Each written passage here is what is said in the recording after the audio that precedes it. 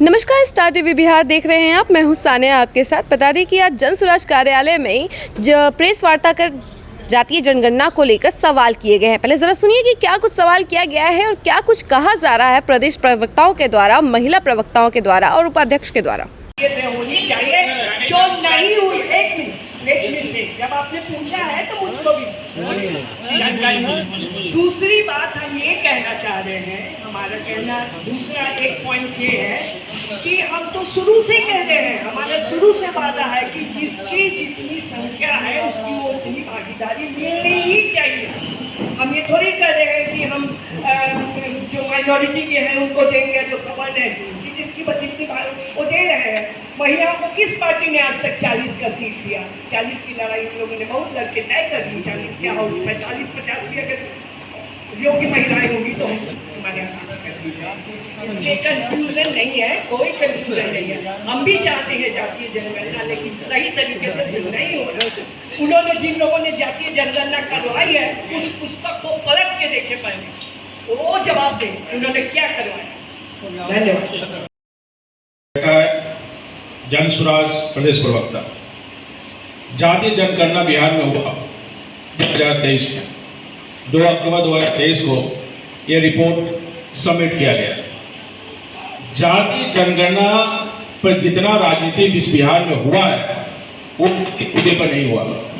जातीय जनगणना हुई, लेकिन जातीय जनगणना से किसी को कुछ फायदा नहीं हुआ। उनकी जातीय जनगणना में ये निकल के आया कि 34% लोग ऐसे हैं जो बिलो पॉवर्टी लाइन है।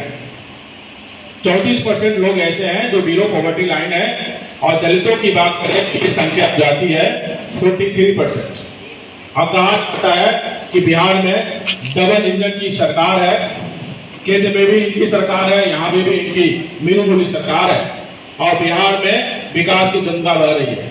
मैं ये पूछना चाहता हूँ कि ये सर्वे के अनुसार से जो 43% लोग बिलो पॉवर्टी लाइन है, वो विकास की गंगा जो बह रही है 43% लोगों के पास पहुंचने से पहले क्यों सूख जाती है? इसके लिए आपके पास प्लानिंग क्या है? ये विकास की गंगा कब उनकी जा करके गरीबी की प्यास बुझाएगी, ये हम जानना चाहेंगे। ये इनके पास कोई रिपोर्ट नहीं है। जब ये 22 नवंबर 2023 को नीतीश कुमार जी जब वो अलायंस थे आरजेडी के साथ, उन्होंने कहा था कि 94 लाख लोगों को 2 लाख रुपए दिया जाएगा, 2-2 लाख रुपए दिए जाएंगे कि वो रोजगार करें। आज तक ये किसी को पता नहीं कि किसको पैसा मिला, किसको पैसा नहीं मिला। अगर आप लोगों को पता हो तो बताइएगा। मैंने रिसर्च किया तो 1 रुपया भी एक व्यक्ति को नहीं मिला। केवल पेपर पे दलितों को, महादलितों को, अति पिछड़ों को बांट कर वोट लेना जानते हैं, लेकिन असली हित ऐसी नहीं है। उसके बाद उस डेटा के अनुसार अगर हम बात करें सरकारी नौकरियों में, तो सरकारी नौकरी यहाँ पे 2% से कम है। उनके रिपोर्ट के अनुसार 1.57% ही बिहार में सरकारी नौकरी है। सरकारी नौकरियों से किसी भी देश का, किसी भी राज्य का गरीबी और बेरोजगारी दूर नहीं की जा सकती, ना ही उस राज्य की अर्थव्यवस्था सुदृढ़ की जा सकती है। आप 2% से बढ़ा करके 2.5% कर देंगे।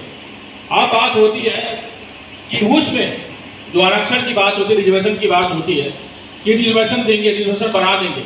50% का स्लैब है, आप लोग सब जानते हैं। इंदिरा साहनी का जो केस चला था 1992 के अनुसार 50% का स्लैब है। नीतीश कुमार जी ने कहा था कि हम इसको बढ़ाकर 65% कर देंगे।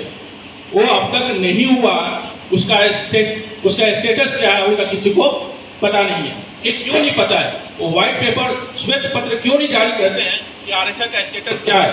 केंद्र सरकार से क्यों नहीं बात करते हैं कि यहाँ पे जो उनके पास जो रिपोर्ट आया है वो 1.57% ही गवर्नमेंट जॉब है, और दलितों की बात करें 1.13% ही है। और दलितों की संख्या है, दलित और SC/ST को मिला दिया जाए 21%, 1.13%। अगर उनकी शिक्षा की बात करें तो 5.5% लोग ही 10वीं 12वीं कर पाते हैं, और ग्रेजुएशन की बात करें तो 3% है। और जब सरकारी नौकरी में देखिए आरक्षण में कितना ठगा जाता है, किस तरह से लोगों को मूर्ख बनाया जाता है, इस बात को जरा समझने की आवश्यकता है। 2 से 2.5% अब सरकारी नौकरियां देंगे, और उसमें से आप कहते हैं कि आपको नौकरी नहीं मिले क्योंकि आपके पास आरक्षण नहीं है।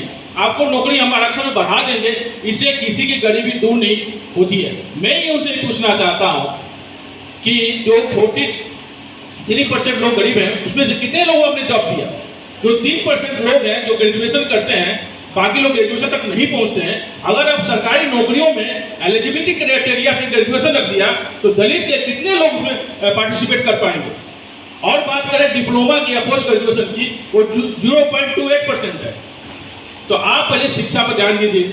एक स्टेटमेंट याद आ रही है स्वामी विवेकानंद जी की, कॉल फॉर नेशन बुक उन्होंने लिखी थी, उसमें से एक स्टेटमेंट है कि अगर कोई व्यक्ति शिक्षा के पास पहुंचने में सक्षम नहीं है तो शिक्षा उसके पास पहुंचना चाहिए। हम लोग गाँव में घूम रहे हैं, लोगों से मिल रहे हैं, स्टूडेंट से मिल रहे हैं, बहुत ही प्रखर स्टूडेंट मिलते हैं, बहुत इंटेलिजेंट स्टूडेंट मिलते हैं, लेकिन बोलते हैं कि मैंने अपनी पढ़ाई छोड़ दी है। मैं पूछता हूँ अपनी पढ़ाई क्यों छोड़ दी हो? तुम तो अच्छे पढ़ने में हो।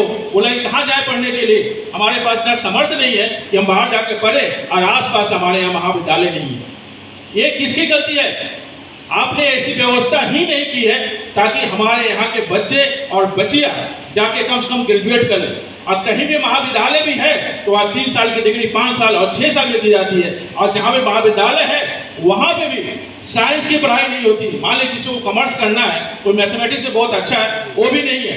कितने जिलों में इंजीनियरिंग कॉलेज और मेडिकल कॉलेजेस हैं, यहाँ से यहाँ बच्चों को पढ़ने के लिए बाहर जाना पड़ता है। और आजकल शिक्षा देना गरीब लोगों की बस की बात नहीं है।